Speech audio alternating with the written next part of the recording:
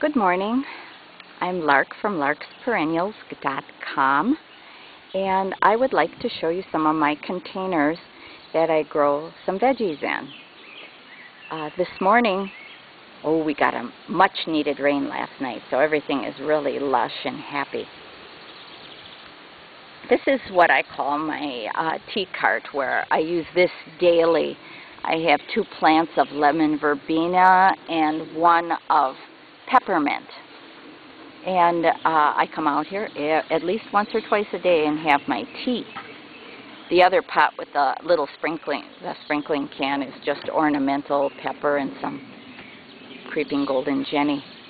But this I use quite a bit, and the cart is made from found objects, an aquarium stand, and then an old floor grate put on top. Also, I put some basil into another container, purple ruffles, and this makes it a little easier when I just need a little for dinner. It'll fill the pot. I bring the pot in come fall, and I eat off of it pretty much all winter long, and then it starts looking straggly around March, and then I start my new ones. This plant here I had in the garden as a perennial. Somebody gave it to me. It's called Bloody Dock, and it's pretty. The leaf is very pretty, bright green with red veining. But I did a little Googling on it, and it's in the sorrel family, and it's edible, especially the small leaves. So that also I put into my salads just to make it look pretty. And along with the purple ruffles in a salad, it looks really, really nice. And the dirt I used in those was the same mix that I used in my veggie gardens and veggie containers. Is 4 parts cottonseed meal, 1 part kelp meal, 1 part bone meal, and a little of lime. I'd say a couple tablespoons of lime. And of course my compost mixed in with some good topsoil. And yes, it's heavier mix, but it seems to be working. We'll see at the end of the season if it's still working.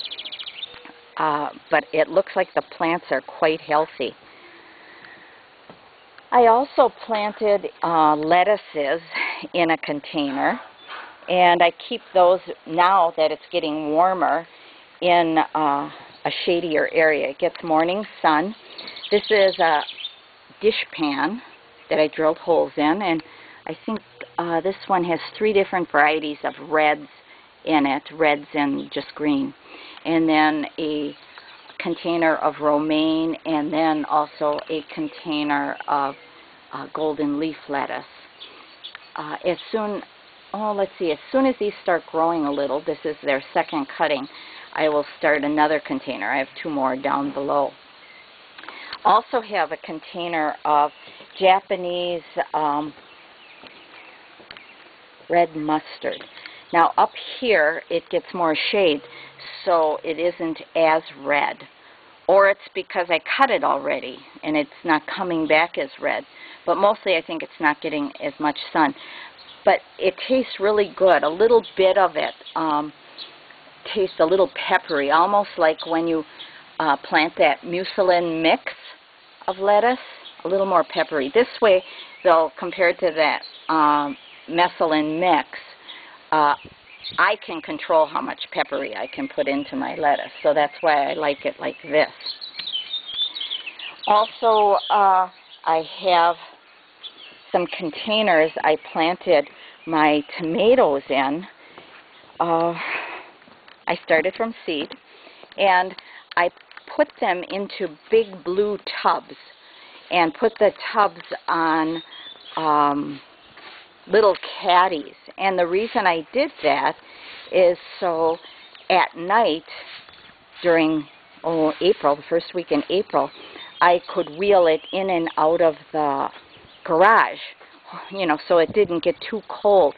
And then in April, and even part of May, I had a old tomato cage on it, and I had covered the tomato cage with plastic.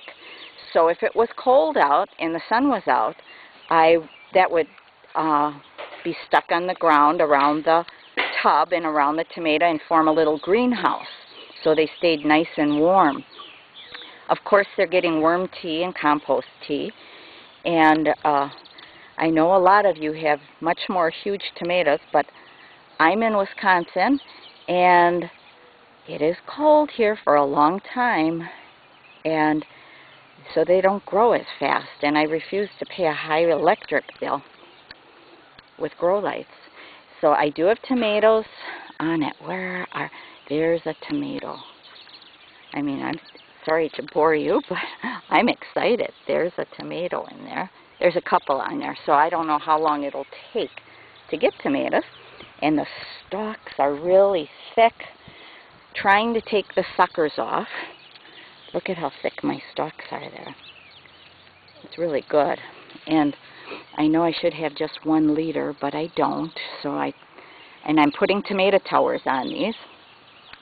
And I hope to have it that I can roll them in and out of the garage in October. So maybe I can prolong the bloom. Now the test is going to be trying to get a huge cage anchored in there. I think I can get some long hairpins in there, probably about 2 foot long, and we'll see if it'll hold the cage.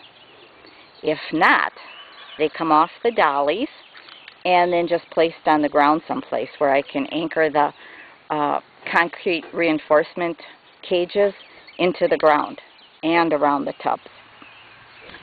So that's my container veggies. Oh, my potatoes. There's potatoes here too, which were growing really good, but Dave backed the car into them and they fell over. So everything broke off, and I had them in a stupid spot, so it's my fault, part of my fault. And they're growing. They're coming back, so I don't know what they're going to amount to, but it's a trial, and I'm putting straw on top this year because, first of all, I didn't have bark, and the straw is working at keeping these moist, so I don't have to water so often. And they're going to be getting a worm and compost tea very shortly. I am straining some of my brew into my pump sprayer, and all my veggies and my flower gardens will get this, and Dave's bushes too if I have enough, but I think I will.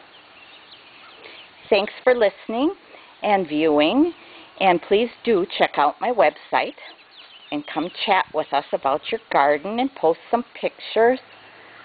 You are welcome to come, www.larksperennials.com. And thank you again.